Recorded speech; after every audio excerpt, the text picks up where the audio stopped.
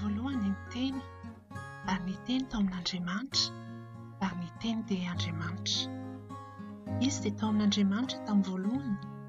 Izy no nahariana ny zavatra rehetra, ary ratsy izy dia tsy nisy nahariana izao zavatra izao na dia iray aza. Izy no nisiam-piainana, ary ny fiainana no fanazavana ny olona, ary ny mazava dia mamirapiratra ao maizina, fa ny maizina tsy nandray azy.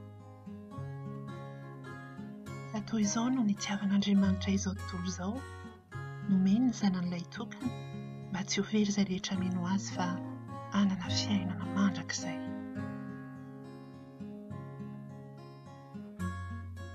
Fa rehefa tonga ny fotoan'andro dia nirain'Andriamanitra ny zanany, nateraky ny vehivavy, nateraka tao ambany lalàna, hanavotana izay ambany lalàna mba handraisantsika ny fananganana anaka.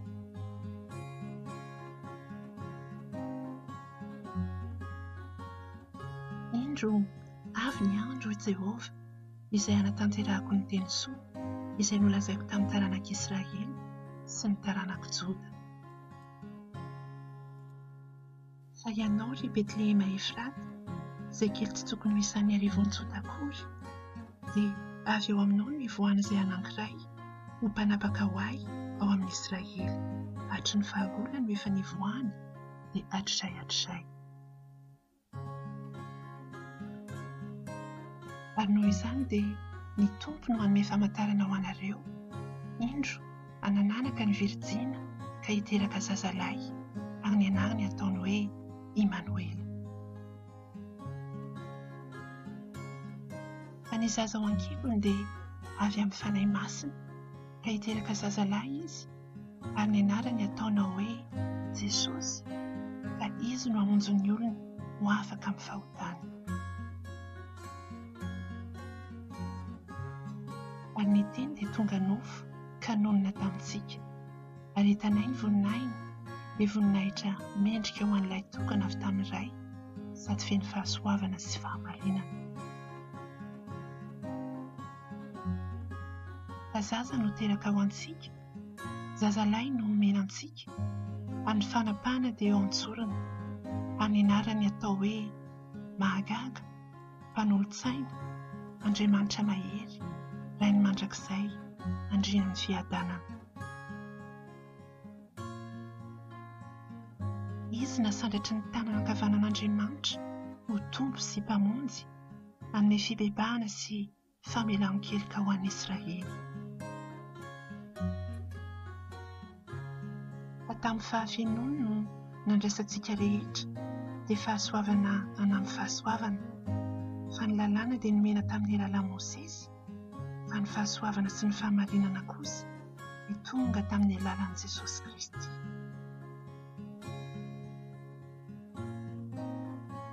Fa nahazo laza mamboninahitra tamin'Andriamanitra ray izy, fa tonga teo aminy avy tamin'ny voninahitra lehibe indrindra ilay fenanao hoe ity ny zanako malalako izay sitrako.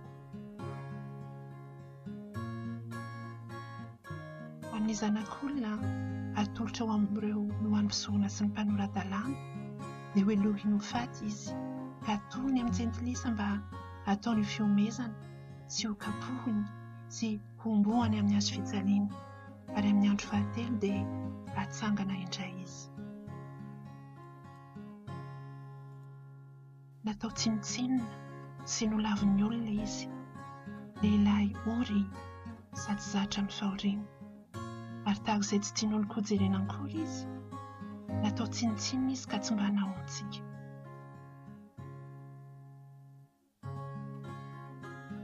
Nitondra ny aretintsika tokoa izy sady nivesatra ny fahoriantsika, kanjo isika kosa nanao azy nokapohina sy nasian'Andriamanitra ary nampahoriana.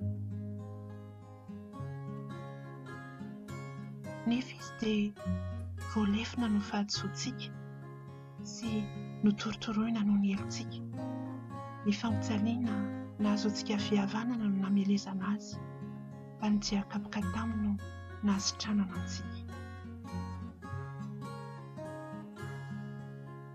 Isika rehetra dia samy efa nany tahaka ny ondry, samy efa nivelo amin'ny lalantsika avy isika rehetra, ary nataon'i Jehovah niatra taminy avokoa ny helontsika rehetra.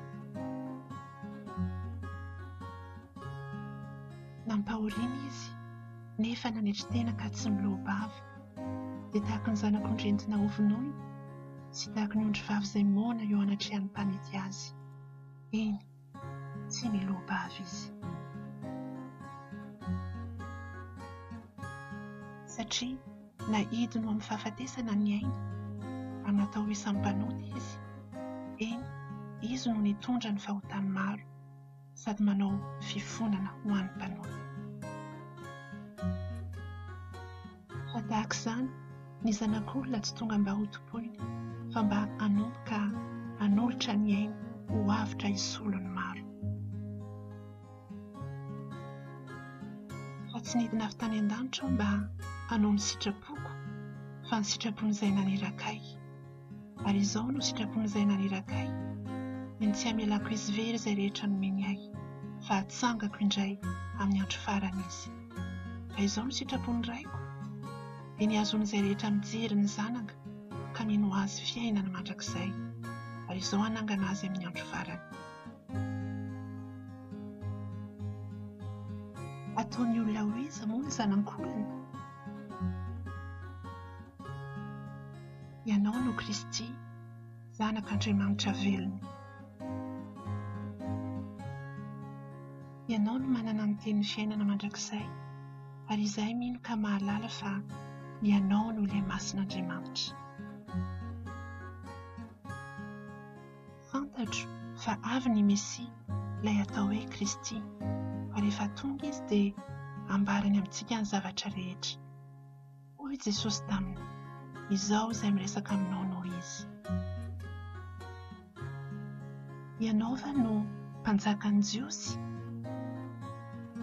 Ny fanjakako tsy avy amin'izao tontolo izao. Mpanjaka ary va ianao? Jesosy namaly hoe voalazanao fa mpanjaka aho.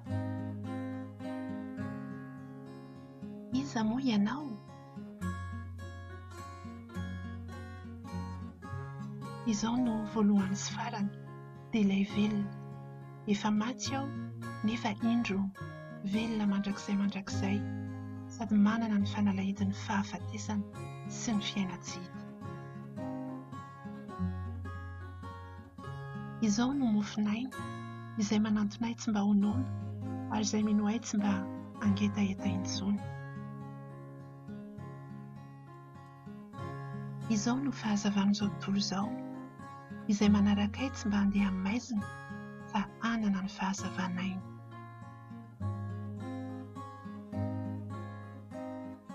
Izao no vavahady, raha izao no hidiran'ny olona dia ho vonjena izy ka hiditra sy hivoaka, sady ahazo hohanina.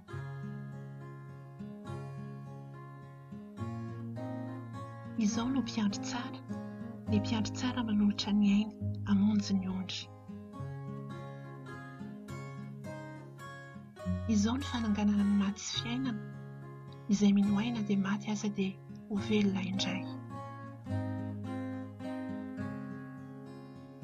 Izao no lalana sy fahamarinana ary fiainana, tsy misy olona mankany amin'ny ray afa-tsy amin'ny alalako.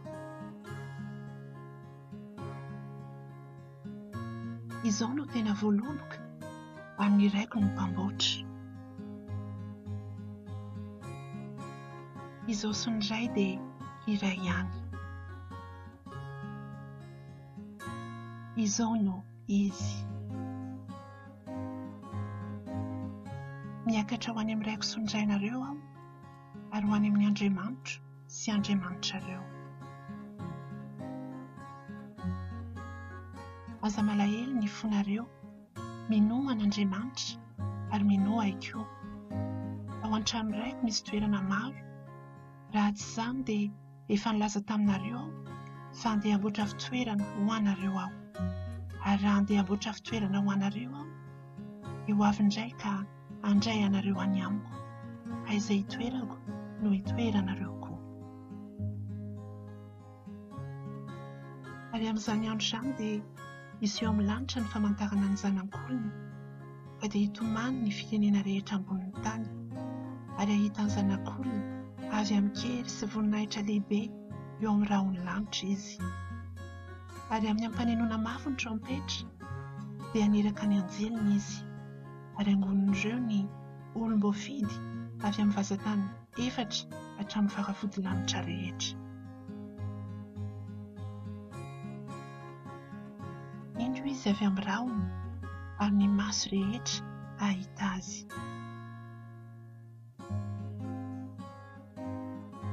Ary rehefa afaka izany dia isika izay velona ka mbola mitoetra no ankarina hiaraka aminy ho eny amin'ny rahona hitsena ny tompo any amin'ny habakabaka dia ho any amin'ny tompo mandrakariva isika.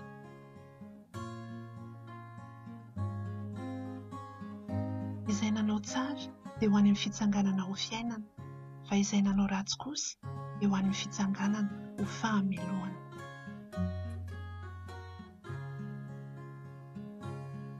Mitandrema, miambena ka mivavaha, fa tsy fantatra ireo izay havian'ny fotoana.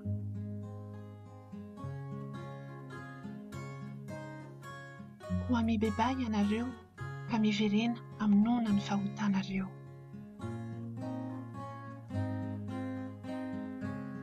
Izay manantonay dia tsy mba ho laviko mihitsy. Fa Andriamanitra mampiseho ny fitiavany antsika, fa fony mbola mpanota isika dia maty hamonjy antsika Kristy. Satria velona aho dia ho velona koa ianareo.